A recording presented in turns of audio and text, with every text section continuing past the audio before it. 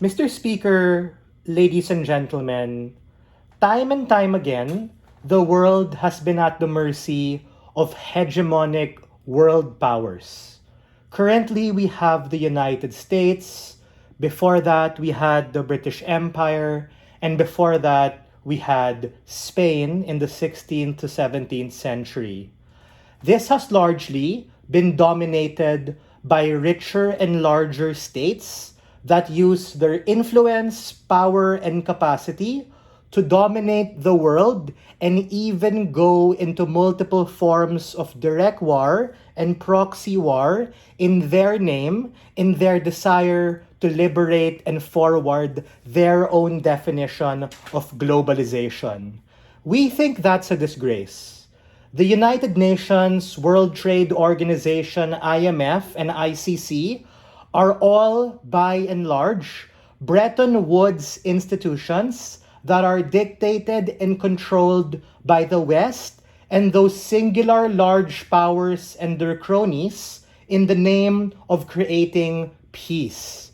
A single global rule-based order is simply too risky and puts the world in instances where political, economic, or social conflict happens in very systematic or macro wide scale risk and contagion.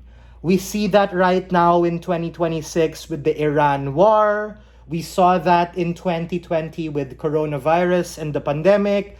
We've seen this in 2008 with the subprime mortgage and the need for these single states to have to bail out their own banks and their own enterprises. And we've also seen this in 2001 with the dot-com bubble, where a lot of these large, very volatile corporations making shithole decisions were doing this primarily from the hegemonic power, because these people who influence this global rule-based order really think that they're the best and sort of lull themselves in the world in this false sense of belief that they can solve everybody's problems. The trade-off's going to be simple, right? The trade-off is that maybe technology, maybe advancement might not be as fast as what we see in status quo, but ultimately the world is going to be less divisive between the West and the global South,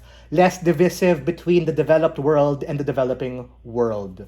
A few things I have to say on our side of the house to serve as substantive material.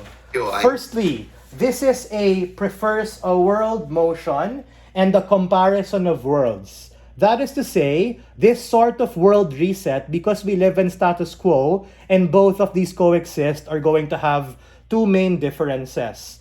The first difference is a proliferation of these particular regional trading blocs. I know we have the EU, the ASEAN, but on our world, we're probably going to have more. It's an East meets West, West meets East, and we're literally going to have multiple intra-continental trading blocs. Number two, obviously on our side and in the debate, big nations are still going to be there, but simply there's going to be less hegemonic influence, and those particular nation states are probably going to be nerfed. Before that, POI, go. Okay, if you say that the big country will dictatorship, but however, if the big country in the region, like Europe, are uniting each other, they could be stronger than the only one single. Probably not, right? Because take a look at the US-based system. The US is more powerful than Germany, more powerful than Iran, more powerful than Japan. So even if these regional blocs on our side become more powerful, there's more of an incentive for them because of the degrees of interconnectedness to not be shitty. And in as much as bad things can happen, we might have to go into war with these states, it becomes significantly more manageable to deal with them and use certain economic tactics or even direct warfare to put them in check. The existence of these multiple regional blocs in and of itself become a check and balance against each other. Second thing I'm going to prove. Why is this going to be ultimately an effective kind of thing, and ultimately why is this going to be something in principle we stand for? Number one, smaller and smaller circles have more degrees of interconnectedness for more equitable globalization. To bolster my response to the point of information, that is compared with a single circle and multiple entities who are largely confined by those singular rules-based order.